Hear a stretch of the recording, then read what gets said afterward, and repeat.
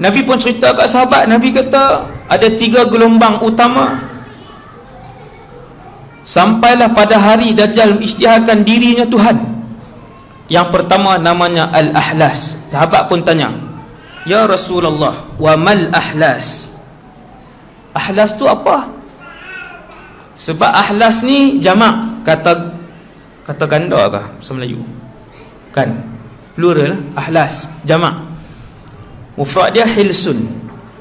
Hilsun ini pula ialah kain yang diletakkan di belakang unta ataupun kuda sebelum kita tak apa yang tempat nak duduk tu, pelana, pedati kata belakang tu. Hai, orang mana semua tak ni yang tak atas belakang kuda tu lah. Sebelum tak yang tu tuan-tuan, kita akan letak selapis kain. Kenapa Nabi membuat perumpamaan gelombang pertama ini dengan kain yang sentiasa diletakkan di belakang kuda tersebut? Jawapan dia, para ulama huraikan, kerana fitnah ini ketika ia berlaku, ia panjang dan mengerikan. Ketika dia berlaku, fitnah ini panjang. Sahabat tanya, ya Rasulullah, wa mal ahlas? Ahlas itu apa? Perkataan itu Arab, tapi sahabat tak tahu huraian dia. Arab. Ini tinggi, ini ketinggian perkataan Rasulullah. Bila Nabi kata fitnatul ahlas, sahabat tanya, wa mal ahlas? Ya Rasulullah, ahlas itu apa? Nabi pun sebut, hiya harabun wa harbun. 2 kataan. Sahabat tak tanya dah, semua faham. Hiya harabun wa harbun, semua sahabat faham. Subhanallah. Para ulama hadis pula selepas itu hurai, para ulama hadis kata harabun wa harbun itu merujuk kepada ketakutan, merujuk kepada perang, merujuk kepada hilang harta, dan merujuk kepada hilang ahli keluarga. 4 benda. Tuan ingat elok. Zaman ni tak tahu, zaman kita ke, zaman anak-anak ke, zaman wallahu alam, kita tak tahu. Bila Nabi sebut harabun wa harbun, merujuk kepada suasana yang takut. Sebab apa takut tuan? Perang. Perang yang dahsyat. Bila perang yang dahsyat, apa yang berlaku? Kemusnahan harta benda, satu. Yang kedua, kehilangan nyawa. Memang pun. Cuba tengok perang dunia pertama dan kedua. Bukan mati 80,000 tuan. Ratusan juta. Tuan-tuan, perang dunia kedua yang mati ratusan juta.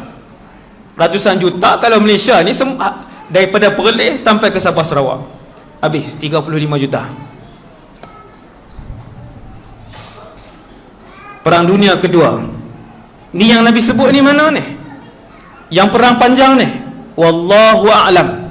Cuma ada lagi huraian lain, iaitu peperangan yang akan berlaku pada zaman Imam Mahdi. Perang itu besar perang itu, sehingga kan kata Rasulullah tidak pernah berlaku peperangan sebesar itu. Ada huraian dia lah tuan, ada huraian dia. Saya tak mau masuk sebab Imam Mahdi 1 jam 30 minit. Nak sambung kah? Kan? Sampai 10.30. Esok kerja ni. Saya pun nak balik. Yang tu tajuk lain, tuan-tuan panggil lah siapa-siapa mai sambung. Tuan-tuan sekalian, Nabi sebut 2 perkataan, harabun wa harbun, ketakutan. Tengok signifikan Nabi sebut ketakutan, apa nama ni, perang, hilang harta benda sehingga tidak berbaki. Tuan-tuan, ayat ni ada dalam hadis lain. Hilang harta benda itu sehingga tidak berbaki. Mini ahlas sudah berlaku. Mini ahlas mana? Perang di Yaman, perang di Libya, perang di Sudan, perang di Nigeria, perang di Iraq. Yang paling lama antaranya, yang paling meragut nyawa dan harta benda, perang di Syria. Tak berbaki kan? Tidak berbaki. Sehingga tidak berbaki ketika itu dalam satu keluarga sedikit pun harta mereka. Bukan kata ada simpanan lagi 6,000, betul adalah cincin 2-3 bentuk tak? Dan ketika kata Nabi juga zahabul ahli, ketika ahlas ini berlaku, ini gelombang pertama kan. Gelombang pertama ni ketika dia berlaku juga akan kehilangan ahli keluarga yang ramai. Tak mati semua orang. Kalau dia ceramah kata mati semua orang, mengarut sangat. Kan lepas tu zaman Imam Nabi Isa, kehilangan ahli keluarga. Habis gelombang pertama. Tuan-tuan, hadis ni habislah ceramah ni. Tak payah risaulah tengok jam nak kali tu. Saya urang hadis ni betul habis. Gelombang pertama macam tu. Adakah saya dan kita menyaksikan? Wallahu alam. Kalau kita saksikan, kita dah tahu dia punya perjalanan dia, kita boleh buat persiapan.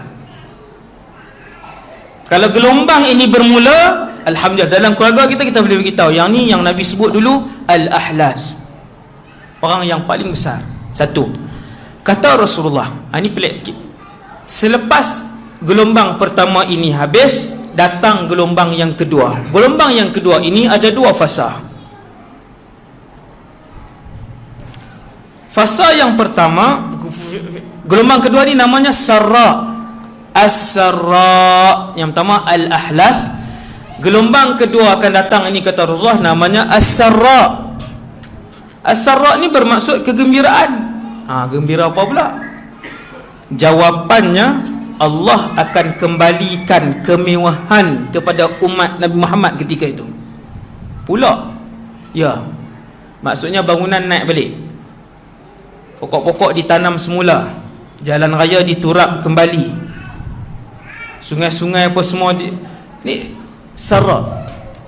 Datang fitnah gelombang yang kedua, ada dua fasa. Yang pertama, manusia menjadi mewah.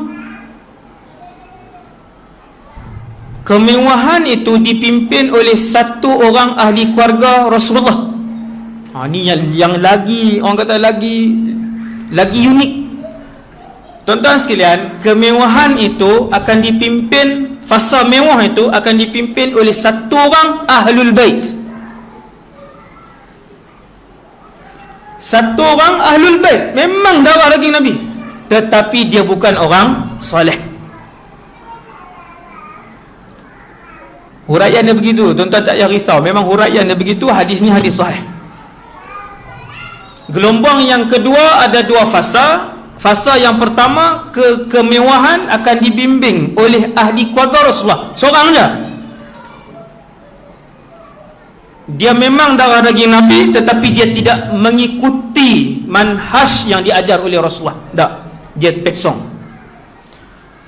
Lepas dia bimbing orang apa semua, bukan bimbing ke arah jalan baik, bimbing ke arah jauh daripada Allah, tetapi kemewahan, mewah.